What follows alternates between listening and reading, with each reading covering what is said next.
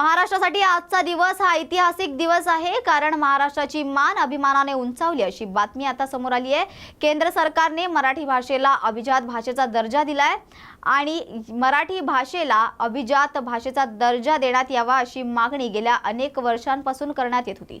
केंद्र सरकारच्या या निर्णयाने मराठी भाषा सातासमुद्रापार जगभरात आणखी जास्त वेगाने आणि प्रभावीपणे पोहोचणार आहे। तर या निमित्ताने जाणून घेऊया शिक्षकांच्या काही प्रतिक्रिया। काय म्हणाल मराठी भाषेला आज केंद्र सरकारकडून अभिजात भाषेचा दर्जा देण्यात आला आहे, त्याबद्दल आपली प्रतिक्रिया काय? हे ऐकून आम्हाला खूप आनंद झाला की पंतप्रधान नरेंद्र मोदीच्या अध्यक्षतेखाली गुरुवारी झालेल्या केंद्रीय मंत्रिमंडळाच्या बैठकीत 5 भाषा अभिजात भाषेचा दर्जा देण्याच्या प्रस्तावाला मंजुरी देण्यात आली। मराठी, बंगाली, पाली, प्राकृत आणि आसामी भाषांना अभिजात भाषेचा दर्जा देण्यात आला। येणारी पिढी मराठी भाषेला महत्त्व देईल। अभिजात भाषेला प्रत्येक विद्यापीठात एक अध्यासन केंद्र स्थापन केले जात।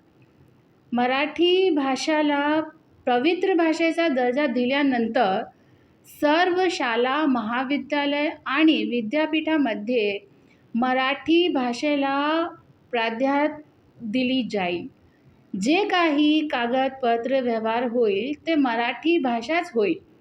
मराठी भाषेला प्राधान्य दिल्यानंतर मराठी माध्यमाच्या असलेल्या आणि बंद पडलेल्या सर्व शाळा, महाविद्यालय पुन्हा सुरू होण्याची शक्यता वाढणार आहे। ज्या लोकांना इंग्रजी येत नाही आणि त्यांना रोजगार मिळत नाही, अशा लोकांना रोजगारही मिळू शकेल।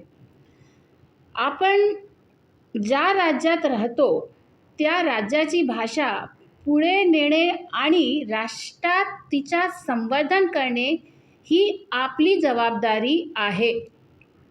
मराठी भाषेला अभिजात भाषेचा दर्जा दिल्यानंतर मराठीतून प्रसिद्ध झालेल्या सर्व वृत्तपत्र पुन्हा एकदा लोकांपर्यंत पोहोचतील, त्याचा प्रत्यक्ष किंवा अप्रत्यक्षपणे येणाऱ्या पिढ्यांना फायदा होईल।